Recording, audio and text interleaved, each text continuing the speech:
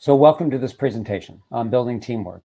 The presentation is based on a book that I wrote about what I believe is the number one ingredient for success. There are many characteristics that are valuable for success, but I believe one stands out, and that is getting along with others. Developing a relationship is the number one reason why people advance in their careers. It's a significant key to happiness, and it's a reason why businesses and organizations are successful. I've recently added happiness to the title because since writing the book, I've learned that developing good relationships leads to happiness. So here's my promise to you, and that by the end of the presentation, you will learn specific actions for you to be successful, for your organization to be successful, and for you to be a happier person. So let's get going. I want to share with you the story about Google's quest to find the perfect team. Google, as we all know, is an internet search engine. Hey, let's Google that. They're a technology company, and they're big on developing things like the driverless car. And they're an analytical company, and they pride themselves on being able to analyze anything. And when there's a cold or a flu outbreak, Google knows about 2 weeks in advance because people look for remedies. They Google, and they're looking to try to find things out about colds or flus. And they're really good at correlating data, that is, pulling information together that looks like a bunch of puzzle pieces and then making sense out of it. And at any point in time, Google has hundreds of teams working on a variety of projects. And they noticed that some teams worked better than others, and they wondered why. And they started analyzing. And they looked at all these characteristics to find out which was the most important. And they looked at teams that were composed of all these different kinds of configurations. I'm not going to walk through every single one of them, but you can see, friends, strangers, people with the same interests, people with random interests, all kinds of characteristics that we're trying to convey or to correlate. And what they found was nothing worked. They looked at everything and nothing worked. And they believed ultimately that there was no magic solution. So they were frustrated because they couldn't figure it out. And they decided to watch the teams to try to understand the behaviors that made them successful. They didn't know what they were going to find. And here's what Google learned. The most successful teams, at the beginning of each meeting, team members spent a few minutes just catching up with each other. And they asked questions like, how was your vacation? And how was your weekend? And they shared milestones in their lives, and they talked about things like kids and family and local sports teams. And they supported each other after tough events like sicknesses and deaths in the family. And all this engagement led to higher productivity. Why? Google concluded it's because people liked each other and they wanted to do a good job for each other.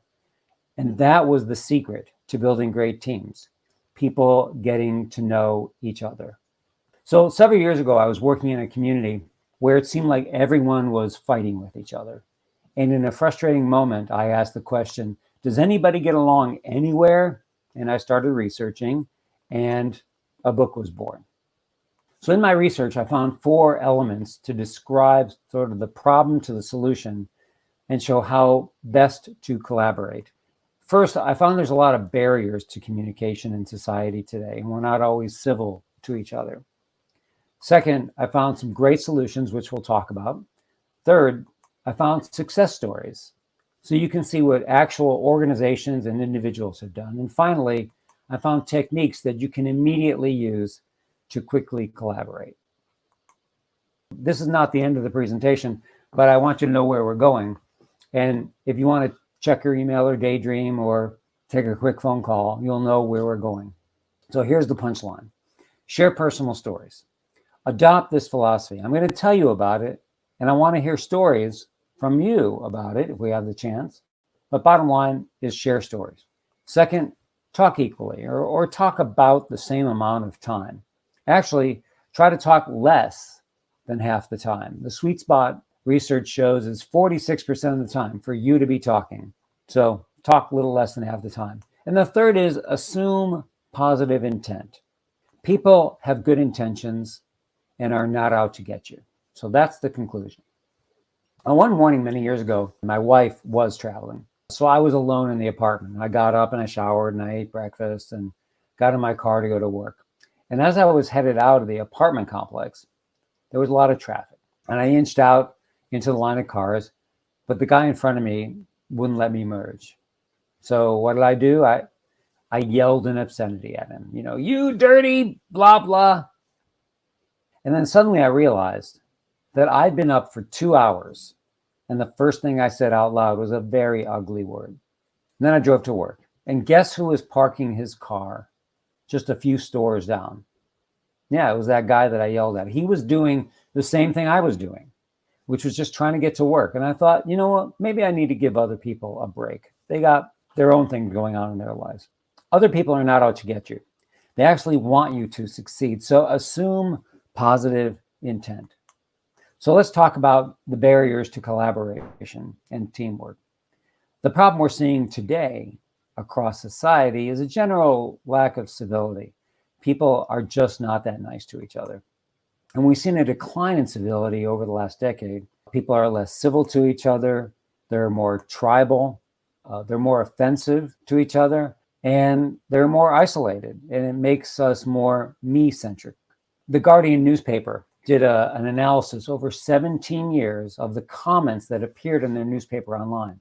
And the comments were nearly 100% nasty. So that's where we are in society. There's also been a decline in civility. And 42% of people at work say that they've had political disagreements. And 74% of Americans, 3/4, say civility has declined since 2016. And all this strife leads to workplace stress. So why is this happening? Well, a big part is what I call the echo chamber of cable news and social media. There's tremendous polarization in cable news. How the news is covered is distorted by each side to suit their viewers' interests. And then there's tribalism, where we tend to believe what our tribe tells us to believe. Tribes are religious groups, politicians, people we trust. And then there's the repetition of the message. Whether it's true or false, it's extremely effective. If we hear lies over and over, we tend to believe them. And it's very difficult to discern truth, half-truth, and lies. So bottom line is, be careful who you listen to. Try to get a variety of perspectives. Advertising is not truth. It's just repetition. Let's look at a few of these. You're in good hands. Allstate. 15 minutes could save you 15% or more. That's Geico.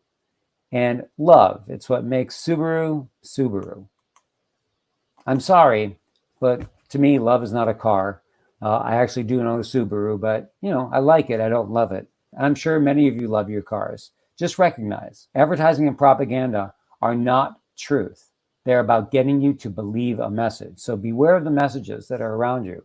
Beware of the echo chamber. And now with the coronavirus and the social isolation, we're losing our ability to interact with people. So our social skills are like muscles. If we don't use them, we forget how to engage. And this has led to people feeling more anxious, more impulsive, more intolerant of others.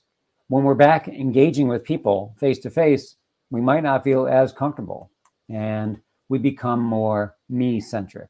We're in this virtual environment. And there's no question, it's just not the same as everything we do in person. I mean, let's admit it, it's really hard to connect virtually.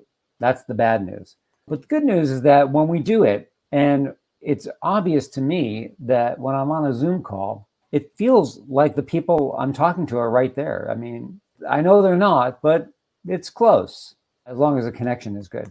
And as a result, we become more motivated to do the work, more interested in each other, when we're on these sort of face-to-face calls. We develop a stronger feeling of connection to each other. So let's talk about the solution, which is to share personal stories and to get to know each other a little bit better. So you might be asking the question, well, what can I do?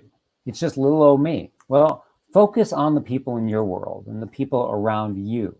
Think about how you can influence what's happening to make your world a better place.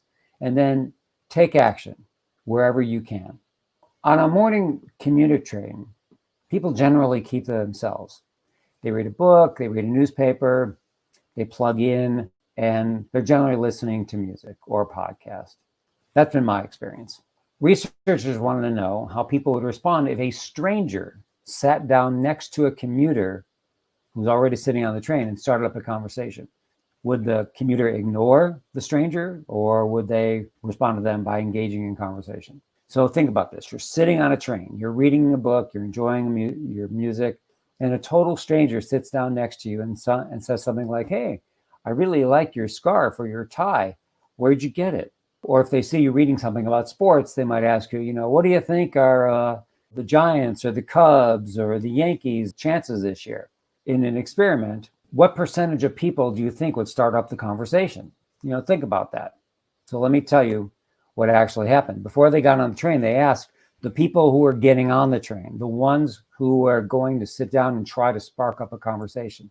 They asked how successful they think they would be.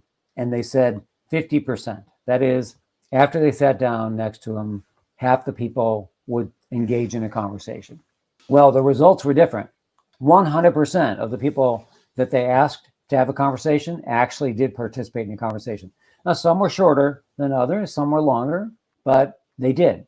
And they've tried this experiment in a variety of public places, buses, train stations, doctors' waiting rooms. They've tried this everywhere, and the results are always very similar. So there's a gap in our head about approaching people to chat. People want to talk. So it's okay to start up a conversation. If you're standing in line in the store, hanging out at a party, start up a conversation. People want to talk, and that's how you connect with people. Now, I do need to say, however, that you should use your discretion, because sometimes people can get the wrong impression, like maybe you're trying to hit on them. So evaluate the situation and keep the conversation light. So one of the big lessons I learned in my research was that only you can change your mind. So let's look at how others have done it. And here's a few success stories of people and groups that were in tough situations, and they turned them around by improving collaboration. Let's talk about the success of a college to keep students in school. But first, let me say that it's difficult to quantify the value of relationships. To put it into numbers. It's done through behavioral science. There's behavior, action, and results. And this case study does a pretty good job of quantifying, putting numbers on what happens when people actually take the time to get to know each other. Persistence is a measure that colleges use to determine the percent of students that stay in school from semester to semester. So from fall to spring, generally 62% of students return, which seems kind of low to me, but that's the number. Oakton Community College in Chicago wanted to keep more students in school, so they created this effort called the Persistence Project. Now, persistence is good because everyone wins. Students stay in school, improving their job and career opportunities. Society benefits with a more educated workforce. Colleges receive more money in tuition. College staff stays employed, which means more job security. And more graduates and alumni means that more ambassadors exist in the community to support them in school. So here's the process that they use. In the first 3 weeks of the semester, teachers learn the names of students, and they schedule one-on-one conferences, sort of like 15-minute interviews. They discuss the standards of the class, but they allow flexibility. They talk about homework and test taking and try to recognize students may have other responsibilities in life, like work.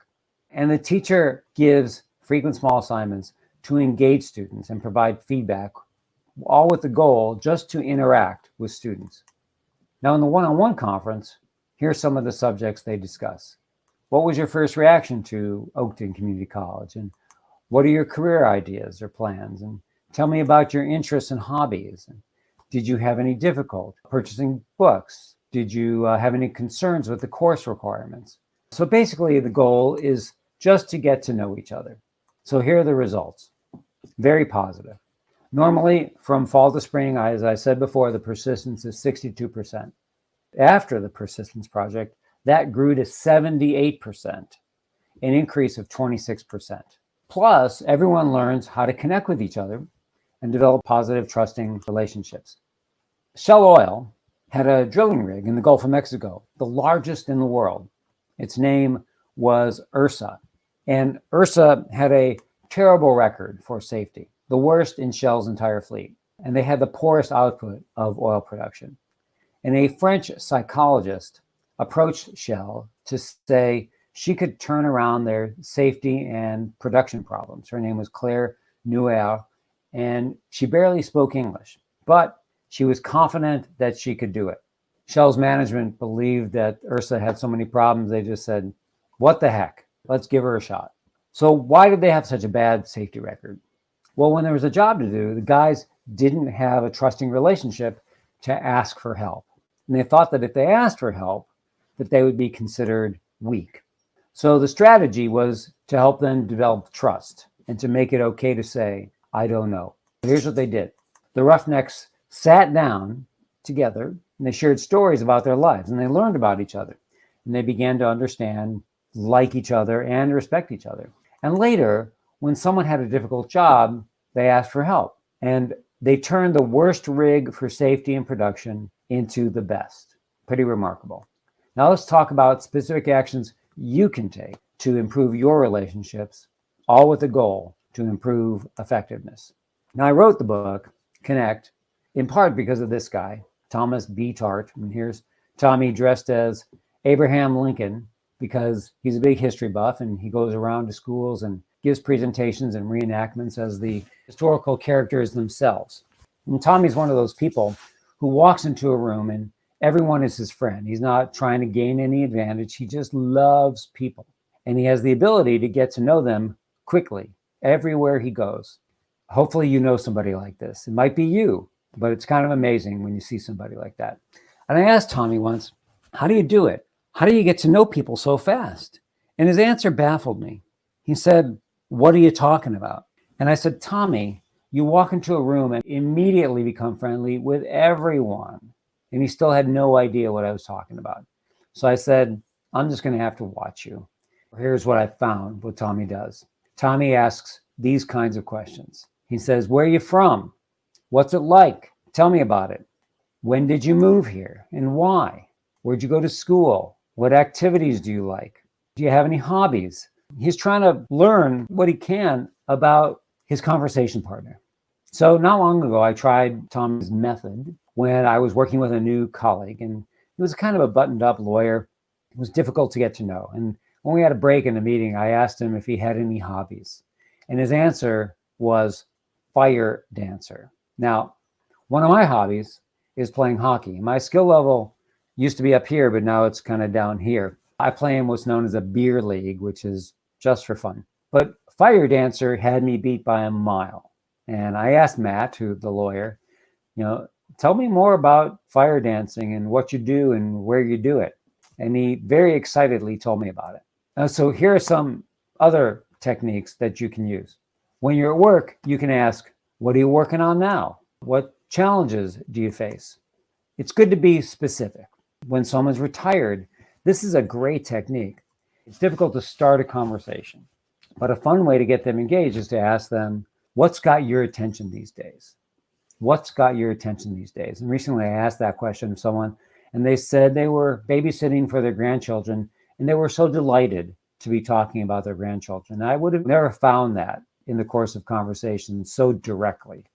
Conversation sparkers are ideas that you can use to initiate discussion with almost everyone. Sometimes they're called icebreakers, but you can ask things like, what are you streaming these days? Have you listened to any interesting podcasts recently? What kind of music do you like? What was the best part of your weekend? Anything good happened in your world recently? Where'd you go on your last vacation? How was your shelter at home experience going? A few ideas. Remember, be like Google. At the beginning or end of meetings, take a few minutes and catch up with each other. Ask for ideas or advice. Recently, before traveling by car for a long weekend, I asked my staff what they thought. Should I do it? It's times of COVID. And I didn't think I would really be interested in what they had to say because I pretty much already made the decision to go. But I'm glad I asked because they gave me some really great ideas and reminders of how to travel safely. On our staff, people have had issues with children in school, pets, with broken legs, one staffer whose wife battled cancer. And in all those cases, we've been able to give each other support, and it's brought us closer together. So sharing personal stories works to build teamwork. Now recognize, this is not a competitive conversation. Don't try to one up the last story. Don't say, well, that's interesting, but let me tell you a better story. Try to keep the conversation focused on the other person. Listen reflectively. How do you listen reflectively? Ask follow-up questions. Hey, you mentioned you volunteer at the animal shelter, for how long? Tell me about it. You've got an interesting name. Where are you from? Names are key, and it's everyone's favorite word. Don't be afraid to ask about names. It's actually a compliment to get someone's name right. Now, I have a confession to make. I'm not a great listener. And during the shelter at home era, my wife thought one day I wasn't listening to her as closely as she wanted me to. And we were sitting eating lunch, and she said, I ate 4 cockroaches in the garden today. Now, fortunately, I was listening, and I laughed, and I asked, how did they taste? I found a better way to listen. Be curious. And when someone's talking, you can say these things which help you stay engaged. Things like, interesting, wow, tell me more. Ask follow-up questions. And all those statements help keep your mind on your conversation partner. They help you talk less than half the time. Remember, 46% of the time. So be curious. Remember names is one of the hardest things for me to do. But when you do, people really appreciate it. And I have a tough time with names. So as part of the book, I researched, how do you do it better? How do you learn names better? And what I found is the key is to use multiple communication channels. Speak it, repeat it, use it in a sentence with the person. You can spell it silently in your head. You can think of an image with it. Lily, that's a flower. Rose, berry, my name is Barry. Strawberry, blueberry. You can look at me and think of that. You can also think of someone else with the same name. Maybe it's an unusual name. You can ask the person, well, how do you spell that? And what's your heritage? People who experience the same activity together enjoy it better. And they also say it's a more intense experience. Scientists did an experiment with chocolate tasting, doing group tasting versus tasting the chocolate alone. And what they found was that the chocolate was perceived to be more flavorful in the group. And it was the same exact chocolate.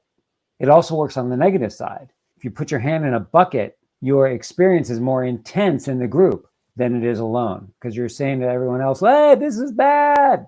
Whereas when you're alone, you're like, let me just bear with it. The bottom line is there's greater bonding in a group. So plan something that everyone can do, like painting or cooking or even going out for a meal together.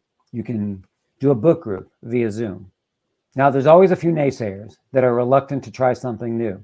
And they'll say things like, well, we don't need this touchy-feely stuff, or I know my colleagues already. Remember, relationships are the number one reason why people advance in their careers. It's the number one reason why deals get done. It's the number one leadership attribute. And it's really important to happiness. Now, some people will say, this isn't my style. I'm not an extrovert. Well, you know what? Neither am I. I'm not an extrovert either. Sarin Kale is a reporter, and she's a self-proclaimed wallflower. And she tried being an extrovert for a week. Here's Sarin with a new friend. Here she is with her CrossFit class. Here she is with her garden club. And here she is with the dodgeball team. Her best line was when she was introduced to these groups, hi, I'm Sarin. What's your name?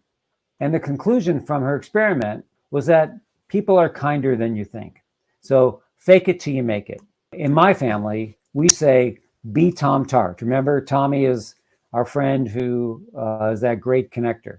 So we think of Tom and we think, when we're going to go into a meeting, we say, be Tom Tart. Let's talk about meeting new people. It's simple. Just say, hi, I'm Barry. What's your name? It's nice to meet you. Now, by the way, this is also the introductory lines for meeting new people when dating, one of the best lines. So just introduce yourself if you want to meet someone. That's what they tell me anyway. I've been married a few decades. We also want to be sensitive to cultural issues, and we need to be sensitive because people have different customs and ours may not be the same. In some cultures, don't value sharing personal information.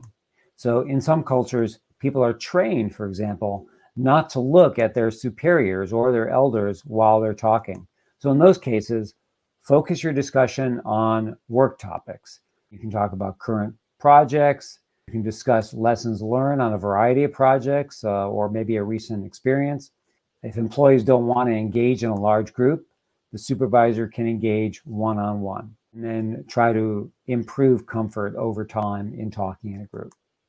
What do we do when we see inappropriate behavior or disagree with a colleague? Because that's going to happen from time to time.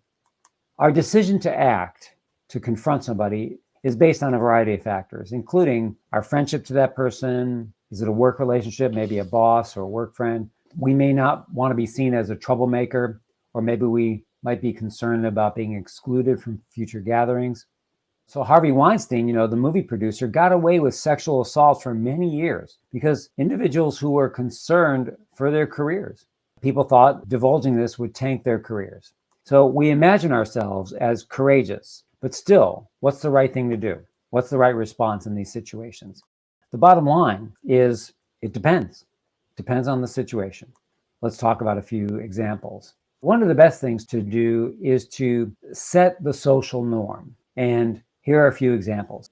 You can say, if you hear something that just doesn't sound quite right, you can say, that's not a good topic for the workplace. And hopefully you can dissolve the situation. Now, once I was at a work lunch and our group was seated and I went to the bathroom. When I came back, my colleagues were all talking about women's body parts.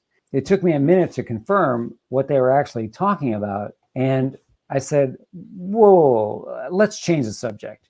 This is not a good workplace conversation. And everybody's just kind of like, okay, it was that simple. You can say, hey, that's not cool. Or you can add, let's change the subject. Let's move on. You can say, I prefer you not say that around me. Or you can say, I prefer if we blank. And this is a great line.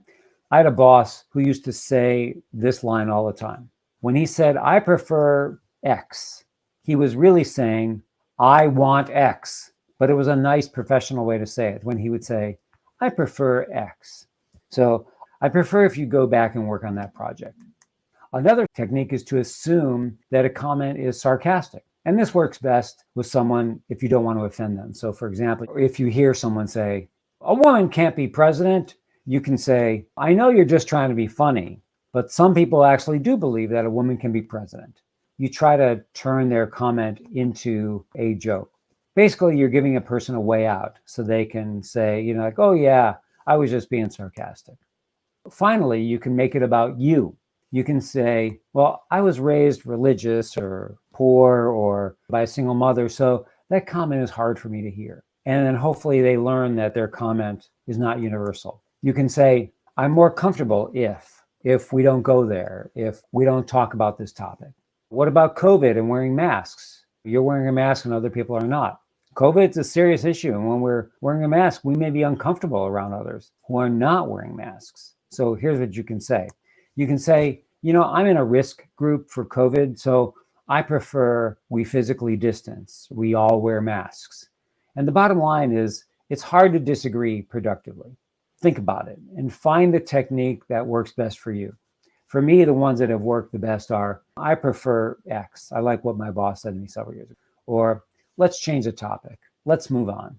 Well, let's talk about attitude. It's your attitude, not your aptitude, your knowledge, that determines your altitude. Meaning, it's not what you know that leads to success, but having a positive attitude that leads to success. And I agree. And here's why. People like to be around positive people. There's this thing called an emotional contagion. It's a well-studied field of psychology. We are influenced by the attitudes and emotions of the people around us. It's also called the chameleon effect, where a chameleon changes colors to match the colors around it. Likewise, we change emotions to match the emotions around us. And if you walk into a room and it feels tense, you get tense. So whenever you come to work with a good attitude or a bad attitude, it'll rub off on others.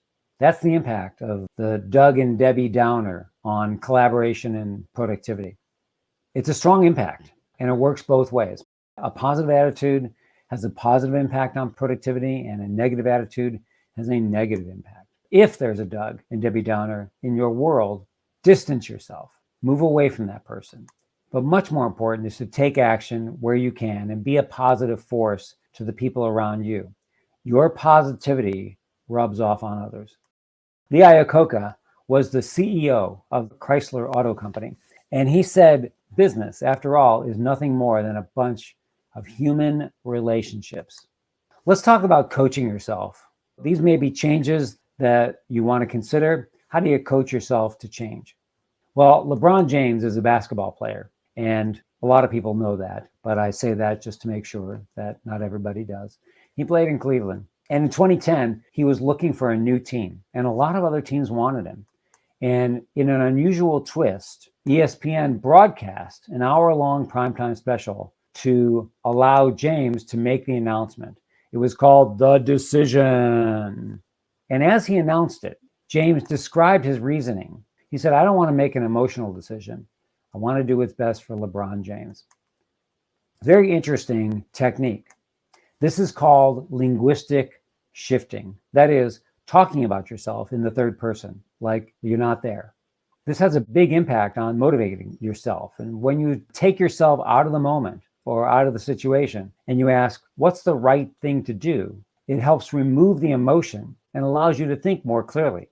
You can even go one step further and ask, what would a superhero do? What would Batman do? What would Superman do? What would a respected friend or colleague do? The goal is to help you think more clearly about your options, and that's one way to do it. You can also use another technique called temporal distancing. Basically, it's saying this won't last forever. The stock market goes up and down. There's a flu pandemic. It won't last forever. That's a picture from the 1918 flu pandemic. It didn't last forever. Obviously, we're in another one. It won't last forever. But it allows you to step back from the situation and gain perspective. It's always good to ask during these times, where do we want to go? What do we want our future to look like? Basically, it allows you to see the big picture so you can coach yourself to make a change. So to summarize, share personal stories. I'm going to tell you a little bit about me, and I want to hear some stories about you. Talk equally, talk about the same amount of time. Remember the sweet spot, 46%. And finally, assume positive intent. People are not out to get you. They want you to succeed. So what's the connection to happiness? Well, at the end of their lives, people don't wish that they spent more time in the office. Harvard did a study of adult development, and it's the longest study of adult development in the world. And they started in 1939. They looked at the class of 39 to 42. And in that class, they had people like John Fitzgerald Kennedy, Ben Bradley, the editor of the Washington Post. They had a U.S. senator, somebody who would become a U.S. senator. And they balanced that with poor families in the Boston area who were very troubled. That was a control group. So they asked the question, if you had a problem, do you have someone you can call in the middle of the night?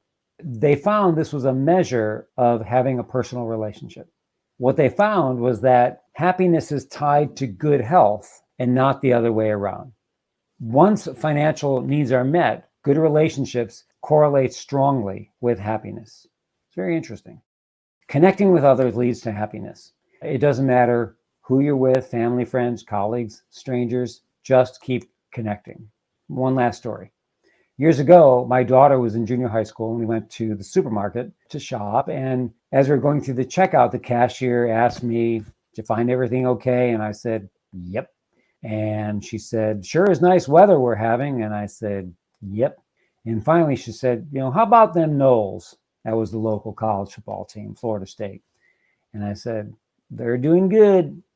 And we got about 3 feet away from the checkout counter after we were done. And my daughter said to me, you weren't very nice to that lady, Dad. And I thought for a second, and I said, I wasn't not nice. I was neutral. Yeah, I was neutral. I wasn't positive or negative. And my daughter said, well, I don't know how it seemed to you, but to me, it seemed like you weren't very nice. So we kept walking out to the car. And I was thinking about it. I put the groceries in the back of the car, and then I got in the driver's seat, and I turned to my daughter and I said, Emily, you're right. I can see how my neutral response could be perceived as being negative. I'm going to try to do better. And ever since that time, it's changed my life perspective. I think about it as giving people a gift. I'm nice to people, nice to store clerks, everyone I come in contact with. I feel like I'm giving them a gift of kindness and a positive interaction. So you can give the gift of a positive interaction. It's kind of like a superpower. If you have it, you can choose to use it. You can make someone's day. You'll feel good about yourself as well. And trust me, you will feel happier. I'm glad we spent this time together talking about teamwork and collaboration, and I salute you for helping to make our world a better place by connecting with people. I'd love to collaborate with you. Here's my contact information, email, and there's my phone number. And I look forward to staying in touch with you and hearing your stories. So thank you, everyone. I appreciate spending our time together.